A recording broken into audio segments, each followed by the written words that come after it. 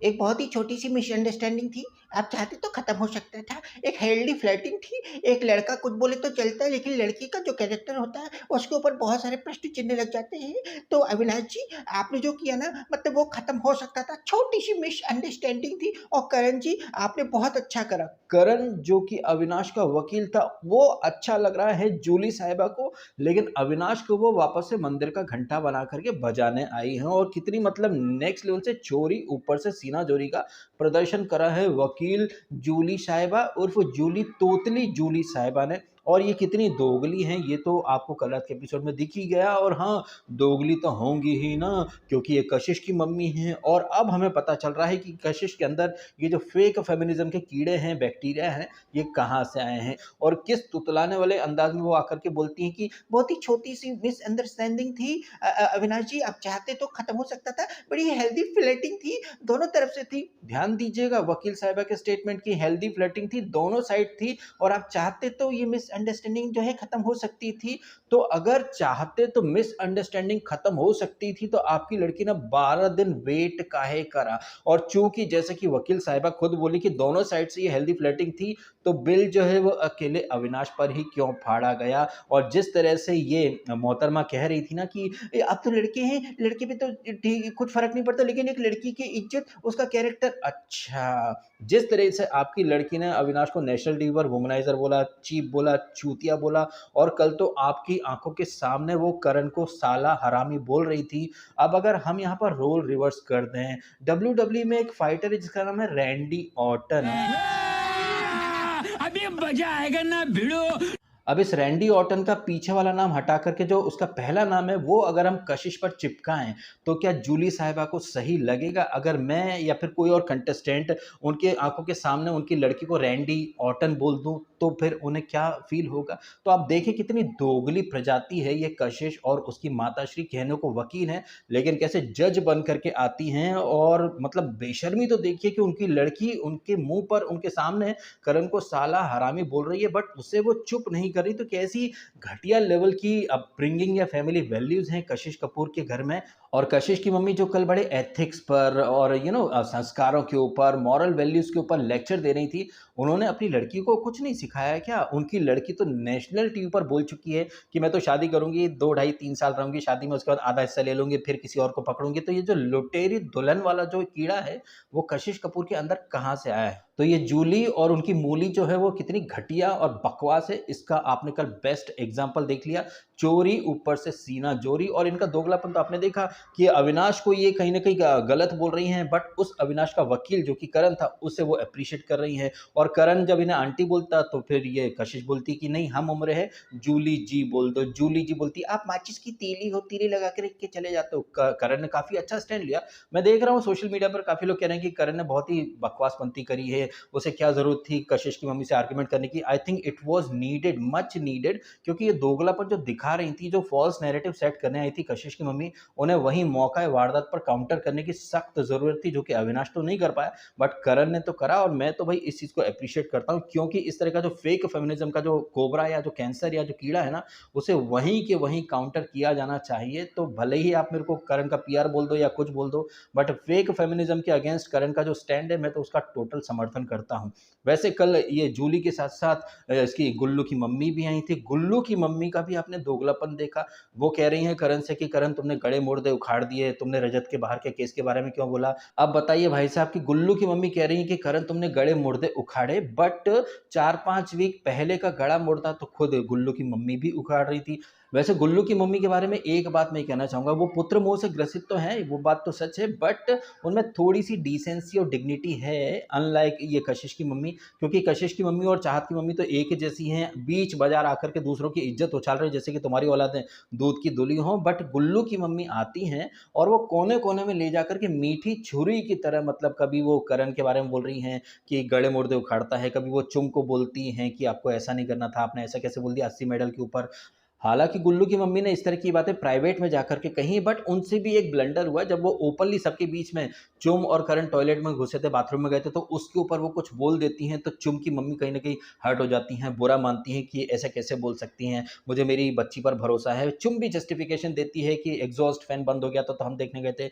अब जिस ब्लंट अंदाज में रजत दलाल की मम्मी ने ये जो बाथरूम में चुम और करण साथ गए थे वो पॉइंट हाईलाइट करा है, वो थोड़ा उनका तरीका थोड़ा सा वियर्ड था, थोड़ा हो सकता है कि बुरा लगे इसको चुम की मम्मी को, बट चुम खुद ही तो घुसी है ना करण के साथ वॉशरूम में, तो जब आप घुसोगे एक नहीं दो दो बार तो लोग तो उसके ऊपर मतलब रिएक्शन देंगे ही ना। आप ठीक है, आप एक माँ होकर के जस्टिफाई कर रही हो, बट जनता ने जो देखा है जनता तो उसी पर यकीन करेगी ना, because action speaks louder than words. एक बार एग्जॉस्ट फैन खराब हो सकता है, दो दो बार तो खराब नहीं होगा ना। और जो लॉजिक हम अविनाश और ईशा पर चिपकाते हैं कि दोस्त दोस्त बोलते हैं बट कंबल में दंगल चलता है, अब वही वाला लॉजिक हम करण और चुम पर अप्लाई क्यों नहीं कर सकते हैं। ठीक है, करण मेरे को पसंद है, मैं उसे अप्रिशिएट करता हूँ, बट जो कंबल में दंगल या वॉशरूम वाली जो हरकत है भाई, ये मुझे कतई क्रिंज लगती है। क्रिंज से मुझे याद आया जिस तरीके से चुम की मम्मी की एंट्री होती है उसके बाद से घर में हम आपके हैं कौन या फिर हम साथ साथ हैं वाला एक फैमिली वाइब आपको देखने को मिलता है, जहां पर मतलब ऐसा एक माहौल बन गया था जैसे कि पहली बार कोई लड़का किसी लड़की को देखने जाता है तो आजू बाजू में बहनें भाई छोटे भाई दोस्त वगैरह जो मस्ती मजाक करते हैं, ये आपने हम साथ साथ हैं हम आपके हैं कौन इस तरह की फैमिली फिल्मों में देखा होगा। हालांकि बिग बॉस के घर में ये चीजें थोड़ी सी क्रिंज लग रही थी। करण जो कि ऐसे तो काफी मतलब बिंदास है, बट कल वो शर्मा रहा था, ब्लश कर रहा था, और ये अविनाश जो कि डे वन से करण से पंगे ले रहा था, लेकिन अब आप इनका रोमांस देख रहे हैं। कभी तो ये बाप बाप बोल करके लड़ा करते थे, एकदम मतलब एक दूसरे को मारने पर आमादा थे, लेकिन अब आप देख लीजिए भाई साहब कैसे मतलब बड़े भाई की शादी हो रही है, छोटा भाई जबरदस्त मस्ती कर रहा है, ये वाला आपको एलिमेंट देखने को मिला। बीच में बिग बॉस भी एकदम शादी में आए हुए रूठे नहीं, एकदम हंसी मजाक करने वाले फूफा का रोल प्ले कर रहे थे। करण आपको फ्रीज कर दूं, डिफ्रीज कर दूं, अनफ्रीज कर दूं, ये कर दूं, वो कर दूं, तो बिग बॉस भी वहां मजे ले रहे थे। एनीवेज, तो ये जो बिग बॉस का घर है ये हम साथ साथ हैं फिल्म का सेट बन चुका था। लोग एक दूसरे के लिए इतना प्यार लुटा रहे थे कि भैया पूछो ही मत। अच्छा, इसी दौरान आपने एक चीज देखी होगी, ईविल ईशा सिंह मतलब इसको अविनाश को क्या ऑर्डर देती है जब अविनाश कुछ बोलता है ना कि हमारा कुकर जो है वो खराब हो गया है, अब इसकी सीटी रुक रुक करके बजती है, मैं इसको बड़ी ट्रॉफी दिलवा करके मानूंगा, मतलब वो करण का रिश्ता जो है वो तुमसे सेट करवा के मानेगा। तो ईविल ईशा क्या बोलती है कि तुम अपनी ट्रॉफी को संभाल लो, मतलब वहां पर अपनी ट्रॉफी मतलब ईविल ईशा के पास आकर के खड़े हो जाओ, उसको पीछे से हक करो, आगे से हक करो, मतलब ये देख लीजिए। और ईविल ईशा जो है एपिसोड के एंड में हाईली इनसिक्योर भी दिखी है, क्योंकि विवेन जो है अब चूंकि नौरान ने इम्पोर्टेड टोबैको का एक डोज दे दिया है तो विवेन अब अलग जोन में जा चुका है, और विवेन का ये वाला जो जोन है ना इसके ऊपर सलमान खान और कम्मो पंजाबन भी आकर के भर भर के टॉन्ट मार रहे हैं कि गेम ओवर गेम ओवर। अब ये गेम ओवर है या यहाँ पर इसका विवेन का गेम ऑन करने की निंजा टेक्निक है, बिल्कुल वैसी जैसे पिछले सीजन में जिसकी फ्लैट लाइन थी, वो नंगे धमकी देने वाला जो मुन्नी बदनाम था, अगर आपको याद हो ना, तो उसको भी सलमान खान ने एक वीकेंड पर तबीयत से मतलब झाड़ के रख दिया था, तुम्हारी फ्लैट लाइन है कुछ नहीं है। फिर उसकी जिंदगी में आयशा कोठे वाली आती है, फिर फ्लैट लाइन एकदम से ऊट पटांग चलने लगती है, फिर कैसे उसके लिए मामला सेट किया गया ये आपने देख लिया। तो ऐसा तो नहीं कि ये जो गेम ओवर की आड़ में एक अलग ही टाइमलाइन डेवलप करने की निंजा टेक्निक हमें देखने को मिले, बिकॉज आपको तो पता ही है ये सीजन है टाइम का तांडव, और एक टाइमलाइन वाली जो जार्गन है, जो टर्म है, वो आपने बहुत बार सुनी है। जब 2 बार ये लाडला डिसेना टाइम गॉड बना था फ्री फंड में खैरात में, तब उसने भी क्या बोला था कि रपो क्वेश्चन भुगतना पड़ेंगे, मैं टाइमलाइन चेंज कर दूंगा। अब इन्हीं सारी बातों के ऊपर जब मैं थोड़ा सोचता हूँ तो मुझे एहसास होता है कि ऐसा तो नहीं कि गेम ओवर की आड़ में गेम ऑन करने वाली एक नई टाइमलाइन खुल जाए। खैर, आज रात के एपिसोड में क्या होता क्या नहीं वो हम बाद में डिस्कस करेंगे। तो विवेन जो है उससे बात करने की कोशिश करती है ईविल ईशा सिंह एपिसोड के आखिरी हिस्से में। विवेन बोलता मेरा हेड हो रहा, सिर दुख रहा, मैं सोने जा रहा हूँ। वहीं ईशा और अविनाश जो हैं, चूंकि नौरान आकर के इनको कॉन्फ्रंट करके गई है तो इनको ऐसा लग रहा है कि नौरान के आने की वजह से विवेन जो है वो इन्हें इग्नोर करने लगा है। वहीं अविनाश और ईशा जो हैं, खासतौर पर ईशा वो कैलकुलेट कर रही, क्योंकि वो समीकरण किंग रजत की बहन बन चुकी है ना, तो जैसे रजत कैलकुलेशन करता है वैसे ईशा भी कैलकुलेट कर रही है। और आपने देखा भी होगा एक नहीं 2-3 बार वो इस चीज को कहीं ना कहीं मेंशन कर चुकी कि 20 दिन बचे हैं, क्रंच मोमेंट है, नॉमिनेशन है, ये है। तो ईशा कितनी ज्यादा तड़प रही है, बिल्कुल वो बिग बॉस 15 की फेक कसवी की तरह। उसे मतलब नहीं कि अविनाश किस जोन में है, उसे मतलब नहीं कि विवेन किस फ्रेम ऑफ माइंड में है। ईशा को मतलब सिर्फ इस बात से है कि भैया कुछ भी हो, तुम लोग भले ही मरो कटो, बट मेरे को प्रायोरिटी रखो और मुझे आगे चल करके सेव वगैरह करो। तो वो कितनी सेल्फिश हो चुकी है आपको अब तो समझ में आ ही रहा है।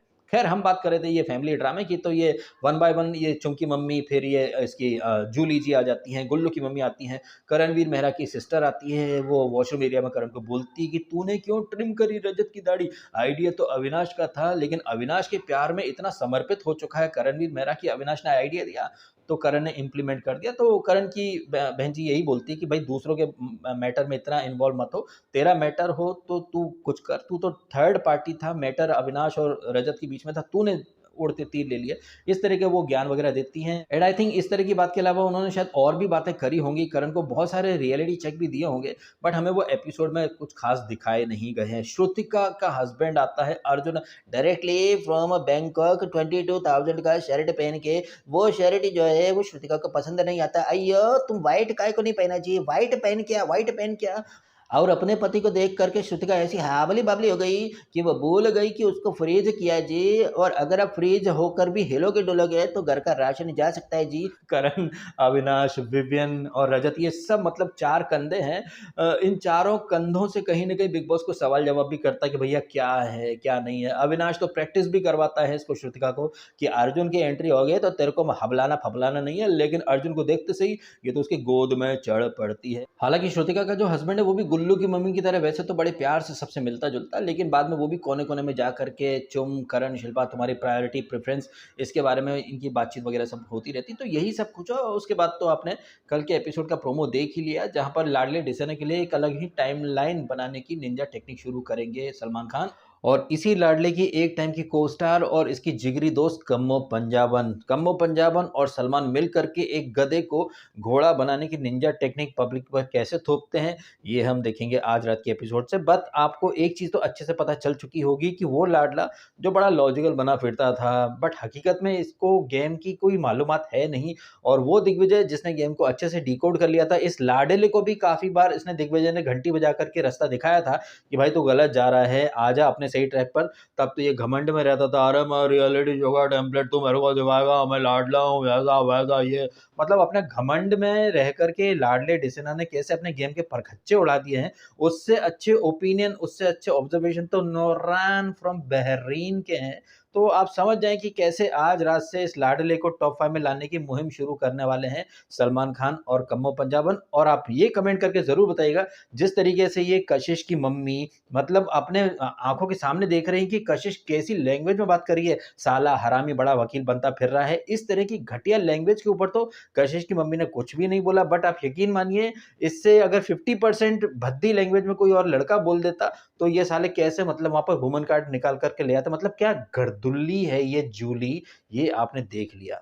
अब आपके क्या है ओपिनियन जिस तरह से कल का एपिसोड गया है उसके ऊपर, और जो अपकमिंग एपिसोड का प्रोमो है उसके ऊपर क्या है आपके रिएक्शंस, आप भी कमेंट करके अवश्य बताइएगा। फिलहाल आपने समय निकाला, वीडियो देखा, आपका धन्यवाद, थैंक यू सो मच।